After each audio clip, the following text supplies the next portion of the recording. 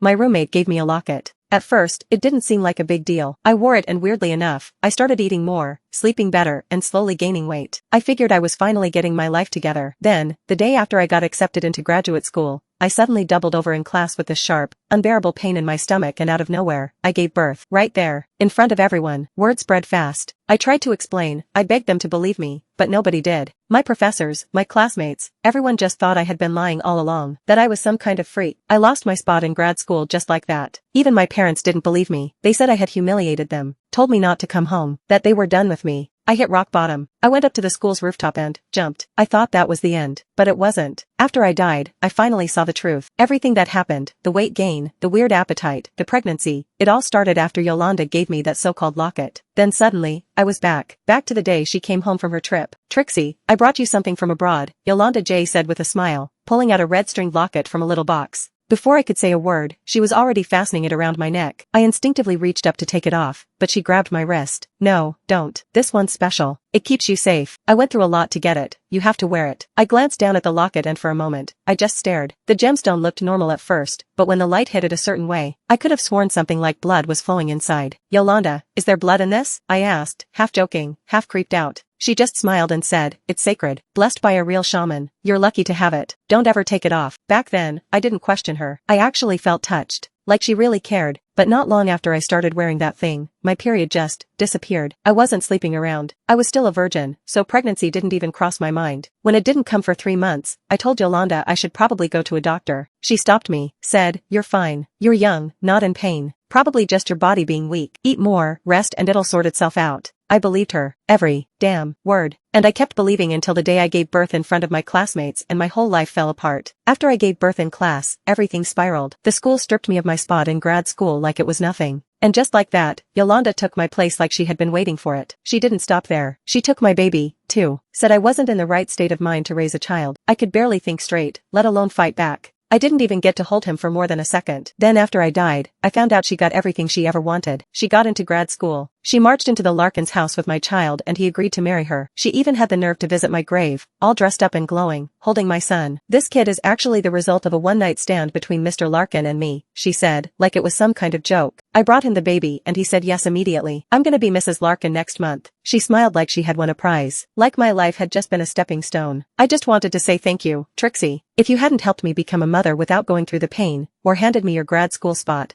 I never would have made it into the Larkin family." She paused, then added, almost mockingly, "You're probably wondering how Mr. Larkin and I had a kid growing in your belly, right?" She tilted her head, grinning. "That locket you wore, that's how. It transferred my blood and essence into your body. Pretty clever, huh?" She laughed, then said, "Lesson learned, I hope. Don't just accept gifts from people." I swear I almost rose from the dead just to slap her. But then, just like that, I opened my eyes. I was back. "Yolanda, you're seriously the sweetest," Zyla said, admiring the locket on my neck. "You got Trixie that blessed locket and brought us snacks? This is too much." Sylvia giggled. "I want one too." My roommates had no idea. None of them knew the locket hanging around my neck was pure evil. A cursed little trap wrapped in a red string. That afternoon, I made up some excuse about having something urgent at home and left. First stop, a jeweler. I had them make a perfect copy of the locket, same look, same size, everything. Then I went to the hospital, praying I wasn't too late. Thank God, I wasn't pregnant, yet. The next morning, I walked back into our dorm like nothing happened. Yolanda barely looked up from her phone, but the moment she did, her eyes went straight to my neck. And just like I expected, she reached for the locket. She didn't say hi. She didn't ask how I was. She just said, "Let me take a look at that real quick." "What?" I asked, when I noticed Yolanda looking at me a little too closely. "Nothing, I just wanted to check." She seemed satisfied after checking the locket, then gently tucked it back inside my shirt. "You're such a good girl. Keep wearing it, okay?" What she didn't know was that the locket around my neck wasn't the original. I had it replaced with a perfect copy, down to the creepy red blood inside. The real one, I locked that thing in a steel box the second I took it off. A few days later, Yolanda mentioned casually, "Oh, I'm going out with some friends this weekend. Probably won't be back to the dorm." Yeah, sure, friends. I knew exactly what she was up to. She was planning to spend the weekend with Miles Larkin, the heir to the Larkin Group. What confused me was how she even got close to him. A guy like Miles wouldn't just sleep with anyone, so I followed her. And yep, just as I suspected, she drugged his drink. Watched the whole thing go down from a distance. She really didn't hesitate. When she came back, she looked completely drained, slept like a rock. Honestly, it seemed like whatever happened in that hotel had taken everything out of her. A couple weeks later, out of nowhere, she asked, "Trixie, Did your period come this month? I shook my head. Nope. It's been about a week late. Yolanda gave me this weird little smile. That's normal. You don't even have a boyfriend, so don't overthink it. Maybe just your hormone or something. Yeah, probably. Kinda nice not having it, to be honest. I laughed a little, trying to sound casual. But the truth, I was on my period. I just went full ninja mode to hide it. No pads, only tampons. And every time I changed one, I would wrap it up in toilet paper and sneak it outside to toss in a random bin. I couldn't risk her seeing any evidence. For months, she really believed I hadn't had a period. Then one day, Sylvia pulled me aside and said, "Trixie, this has been going on for 5 months now. You put on weight and you still haven't seen a doctor? You should really get checked out." Before I could respond, Yolanda swooped in like always. "That's not necessary. Trixie is fine. She doesn't feel sick or anything, right? I haven't had my period in 5 months either and I feel totally fine." Zyla blinked at us. "Wait, both of you haven't had your period for 5 months? That's oddly synchronized. You sure you're not secretly pregnant together or something? I haven't even been near a guy. How could I be pregnant?" I said, trying to sound casual. "Guess my body is just weak. I've been eating better lately, trying to fix it." Zyla turned to Yolanda. "Okay, then what about you?" Yolanda snorted. "Me? Not a chance. I've been super careful. There's no way I'd end up pregnant." "But you've been gaining weight and throwing up a lot," Zyla said. "You should probably go to the hospital just to make sure. Better safe than sorry." Yolanda waved her off. "It's just my stomach acting up. I've always had a sensitive gut. Trust me, I'm fine. Getting pregnant? That's impossible." She was that confident because of the locket she gave me. She really thought it was protecting her, which, honestly, made things easier for me. I didn't have to do anything to stop her from seeing a doctor. She wouldn't go anyway. To keep her from catching on, I started eating a lot more too.